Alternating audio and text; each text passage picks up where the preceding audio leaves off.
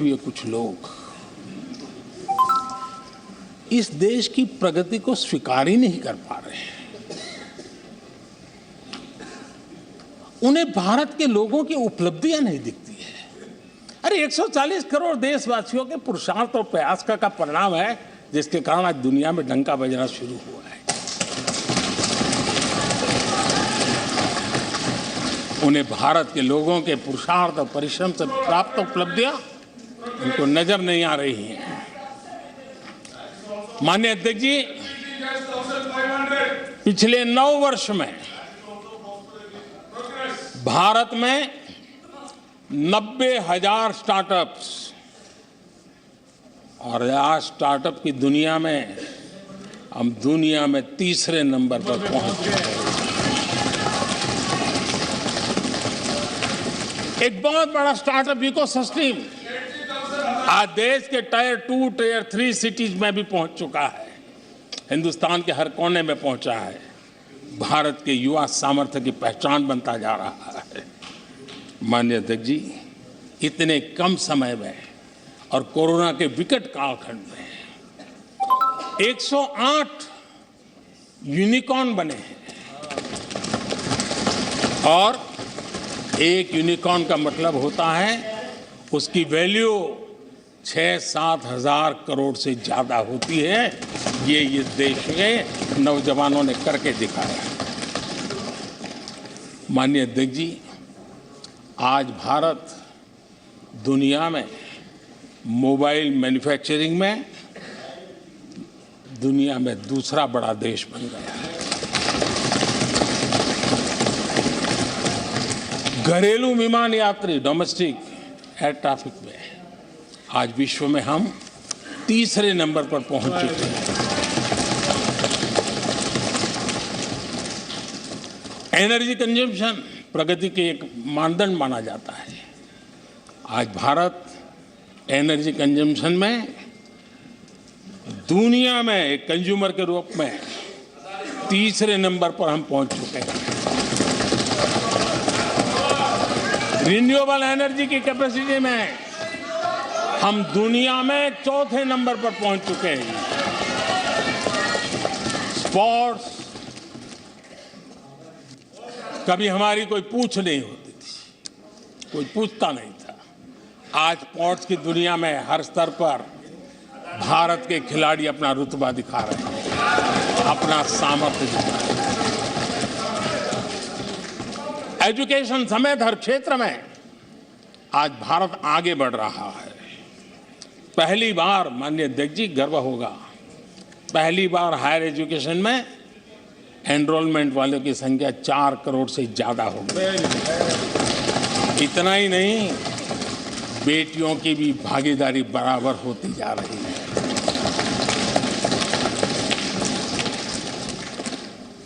देश में इंजीनियरिंग हो, मेडिकल कॉलेज हो, प्रोफेशनल कॉलेजेस हो, उसकी संख्या बहुत तेजी से बढ़ रही है। स्पोर्ट्स के अंदर भारत का परचम, ओलंपिक हो, कॉमनवेल्थ हो, हर जगह पे हमारे बेटे, हमारी बेटियों ने शानदार प्रदर्शन किया है। माननीय अध्यक्ष जी, किसी भी भारतीय को ऐसी अनेक बातें मैं गिना सकता हूं। राष्ट्रपति जी ने अपने भाषण में कई बातें कही हैं। देश में हर स्तर पर, हर क्षेत्र में, हर सोच में आशा ही आशा नजर आ रही है।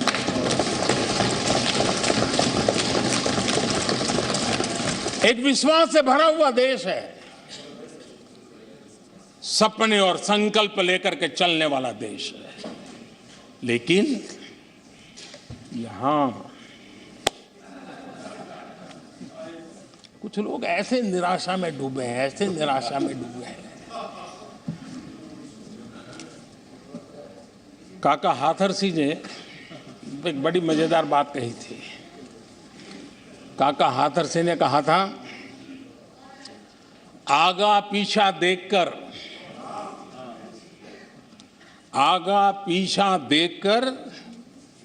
क्यों होते गमगीन, जैसी जिसकी भावना वैसा दिखे सीन।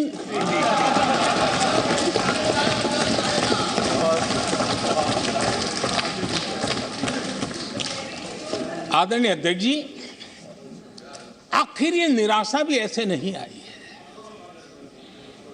इसके पीछे कारण है। एक तो जनता का हुक्म, बार बार हुक्म, लेकिन साथ साथ इस निराशा के पीछे जो अंतर मन में पड़ी हुई चीज है, जो चैन से सोने नहीं देती है, और क्या है? पिछले 10 साल में 2014 के पहले 2004 से 14 भारत की अर्थव्यवस्था खस्ता हाल हो गई। निराशा नहीं होगी तो क्या होगा? 10 साल में महंगाई डबल डिजिट रही, महंगाई डबल डिजिट रही, और इसलिए कुछ अगर अच्छा होता है तो निराशा और उभर करके आती है। और जिन्होंने बेरोजगारी दूर करने के वादे किए थे, जिन्होंने बेरोजगारी दूर करने के वादे किए थे,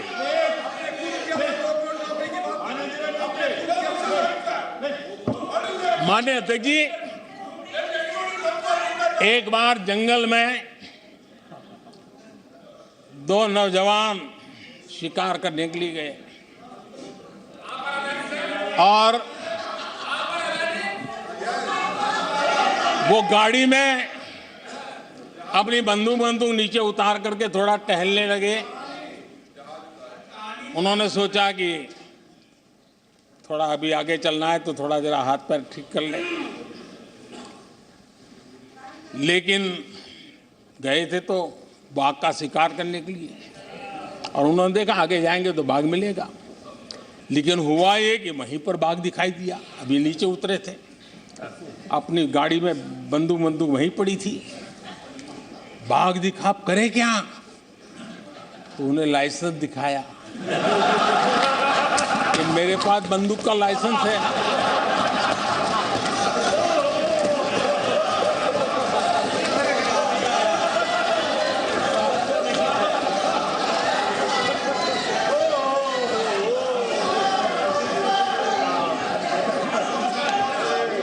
इन्होंने भी बेरोजगारी दूर करने के नाम पर एक कानून दिखाया, तो कानून बना दिया है। अरे देखो, कानून बना दिया है। ये इनके तरीके में पल्ला झाड़ दिया। 4 से 14 आजादी के इतिहास में सबसे घोटालों का दशक रहा, सबसे घोटाला।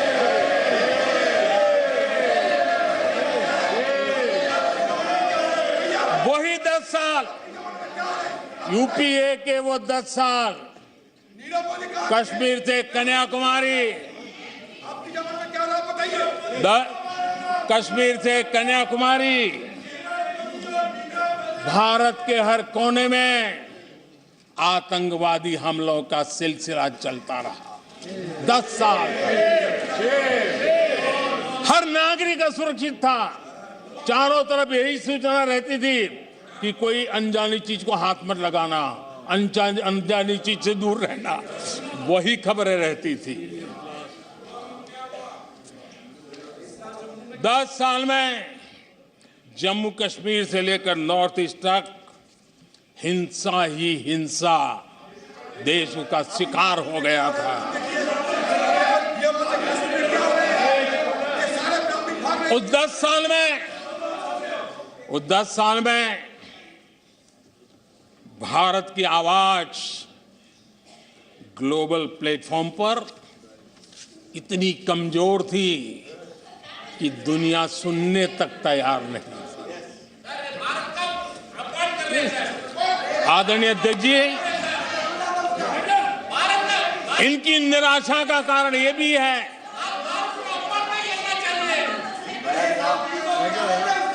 आज जब देश की क्षमता का परिचय हो रहा है, 140 करोड़ देशवासियों का सामर्थ्य खिल रहा है, खुल करके सामने आ रहा है।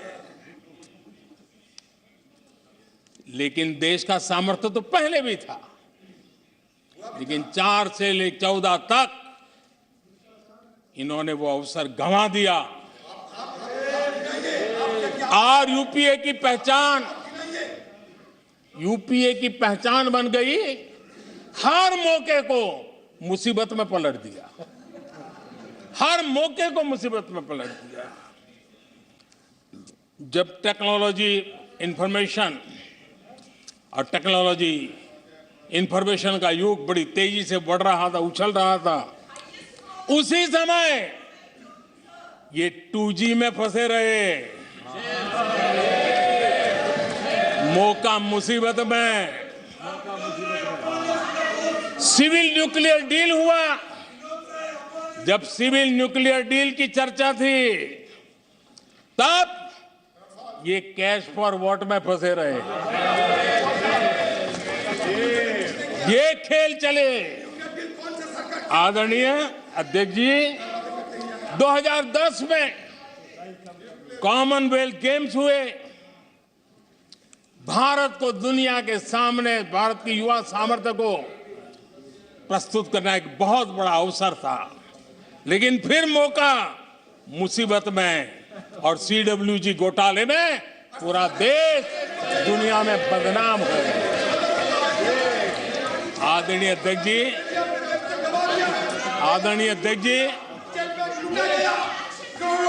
सदी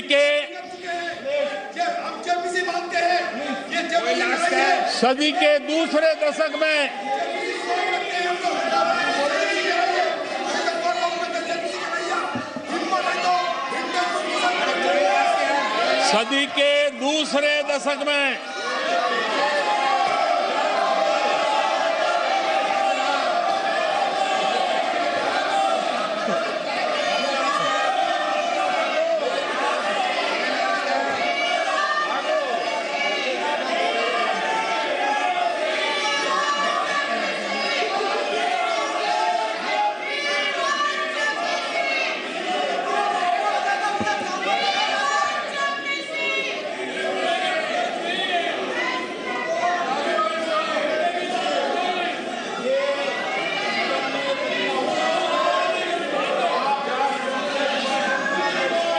उचित नहीं है, यह संसदीय परंपराओं के अनुरूप नहीं है। आप बिना तथ्यों के बोलते हैं और फिर सुनते नहीं हैं। प्लीज बैठिए। नो, बैठिए। No no no no no. आदरणीय अध्यक्ष जी, ऊर्जा का किसी भी देश के विकास में अपना एक महात्म्य होता है, और जब दुनिया में भारत की ऊर्जा शक्ति के उभार की दिशा में चर्चा की जरूरत थी, इस सदी के दूसरे दशक में हिंदुस्तान की चर्चा ब्लैकआउट के नाते हुई। पूरे विश्व में ब्लैकआउट के वो दिन चर्चा के केंद्र में आ गए। कोयला घोटाला चर्चा में आ गया। आदरणीय अध्यक्ष जी, देश पर इतने आतंकी हमले हुए, 2008 के हमलों को कोई भूल नहीं सकता है, लेकिन आतंकवाद पर सीना तान कर, आंख में आंख मिला करके हमले करने का सामर्थ्य नहीं था। उसे चुनौती को चुनौती देने की ताकत नहीं थी, और उसके कारण आतंकवादियों के हौसले बुलंद होते गए और पूरा देश 10 साल तक खून बहता रहा। मेरे देश के निर्दोष लोगों का वो दिन गए थे। आदरणीय अध्यक्ष जी, जब LOC भारत के सामर्थ्य की ताकत का अवसर रहता था, उस समय डिफेंस डील को लेकर के हेलीकॉप्टर घोटाले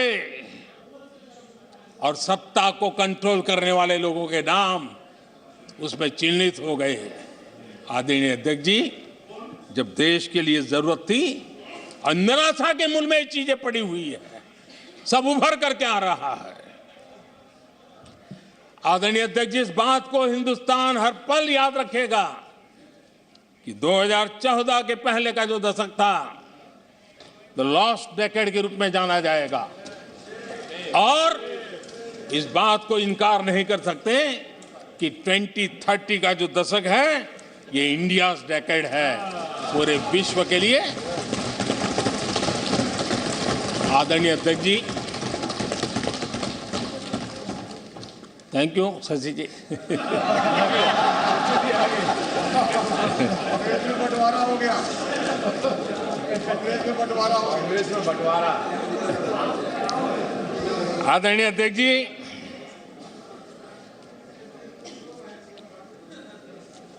लोकतंत्र में आलोचना का बहुत महत्व मैं मानता हूं और मैं हमेशा मानता हूं कि भारत जो कि मदर ऑफ डेमोक्रेसी है,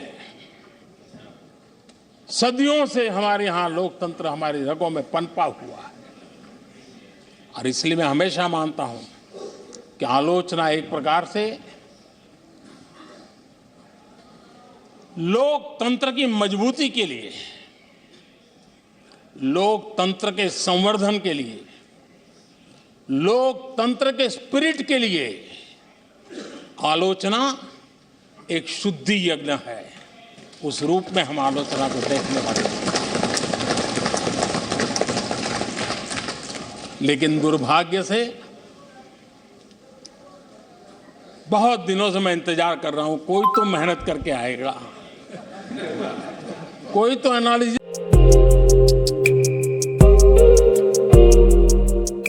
देश को कुछ लाभ हो, लेकिन 9 साल आलोचना ने आरोपों में गंवा दिए जिन्होंने, सिवाय आरोप, गाली गलौज, कुछ भी बोल दो, इसके सिवाय कुछ नहीं किया। गलत आरोप। और हाल ये चुनाव हार जाओ, ईवीएम खराब, दे दो गाली। चुनाव हार जाओ, चुनाव आयोग को गाली दे दो। क्या तरीका है? अगर कोर्ट में फैसला पक्ष में नहीं आया तो सुप्रीम कोर्ट को गाली दे दो, उसकी आलोचना कर दो। अगर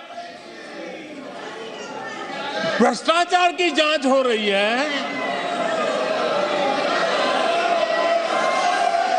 अगर भ्रष्टाचार की जांच हो रही है,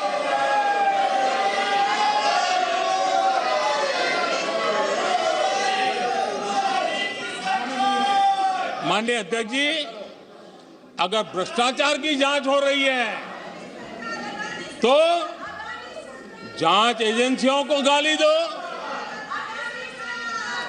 अगर सेना पराक्रम करे, सेना अपना शौर्य दिखाए और वो नैरेटिव देश के जन जन के अंदर एक नया विश्वास पैदा करे, तो सेना की आलोचना करो, सेना को गाली दो, सेना पर आरोप करो।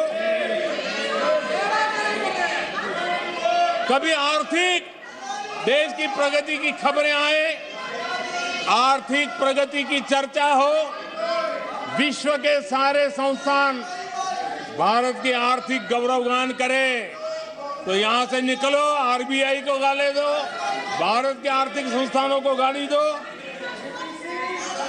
आदरणीय अध्यक्ष जी, हमने 9 साल देखा है माननीय कंस्ट्रक्टिव क्रिटिसिज्म की जगह, माननीय आप सदन के नेता हैं, आप माननीय सदस्यों को समझा दें। लोकतंत्र के लिए जिसकी ये आवश्यकता है, संसदीय परंपरा के अनुरूप नहीं है कि बैठे बैठे बोलें। नो, गलत, नो, नो, आपने भी बोला है, गलत तरीका है ये। नो, बैठ जाइए, गलत तरीका है। ना, जब सदन के नेता बोल रहे हैं तो आपको मर्यादा से सुनना चाहिए। प्लीज बैठिए। माननीय प्रधानमंत्री जी। माननीय अध्यक्ष जी, पिछले 9 साल हमने देखा है कुछ लोगों की बैंक्रप्सी को देखा है कि कंस्ट्रक्टिव क्रिटिसिज्म की जगह कंपल्सिव क्रिटिक्स ने ले ली है, और ये कंपल्सिव क्रिटिक्स इसी में डूबे हुए हैं, खोए हुए हैं। माननीय अध्यक्ष जी, सदन में भ्रष्टाचार की जांच करने वाली एजेंसियों के बारे में बहुत कुछ कहा गया, और मैंने देखा कि बहुत सारे विपक्ष के लोग इस विषय में सुर मिला रहे थे।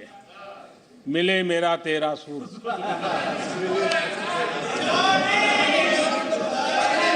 आदरणीय अध्यक्ष जी, मुझे लगता था देश की जनता देश के चुनाव के नतीजे ऐसे लोगों को जरूर एक मंच पर लाएंगे, लेकिन वो तो हुआ नहीं। लेकिन इन लोगों ने ईडी का धन्यवाद करना चाहिए कि ईडी के कारण ये लोग एक मंच पे आए हैं। ईडी ने एक लोगों को एक मंच पर ला दिया है।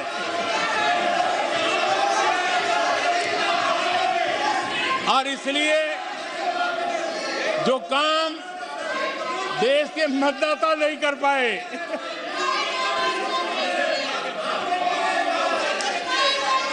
आदरणीय अध्यक्ष जी, मैं कई बार सुन रहा हूं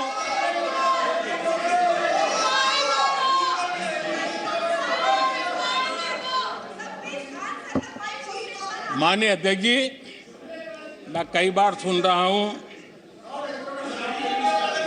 यहां कुछ लोगों को हार्वर्ड स्टडी का बड़ा क्रेज है। हार्वर्ड स्टडी है, बड़ा क्रेज है। कोरोना काल में ऐसा ही कहा गया था, और कांग्रेस ने कहा था कि भारत की बर्बादी पर हार्वर्ड में केस स्टडी होगी, ऐसा कहा था।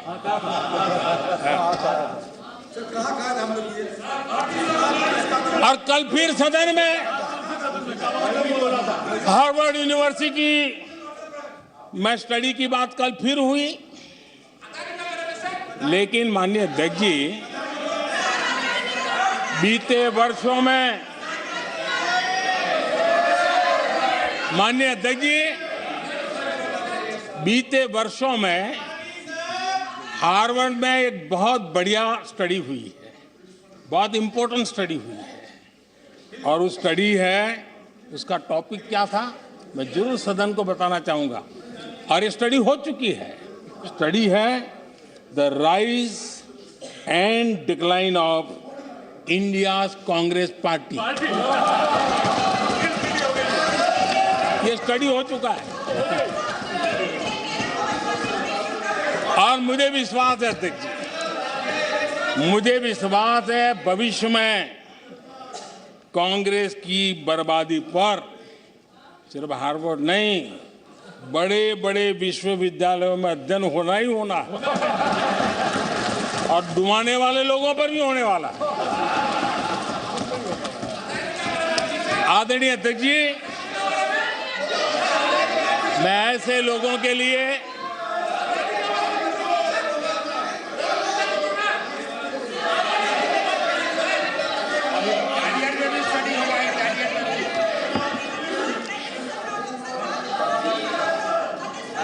आदरणीय अध्यक्ष जी, इस प्रकार के लोगों के लिए दुष्यंत कुमार ने बहुत बढ़िया बात कही है, और दुष्यंत कुमार ने जो कहा है बहुत फिट बैठता है। उन्होंने कहा है, तुम्हारे पांव के नीचे, तुम्हारे पांव के नीचे कोई जमीन नहीं, तुम्हारे पांव के नीचे कोई जमीन नहीं। कमाल ये है कि फिर भी तुम्हें यकीन नहीं।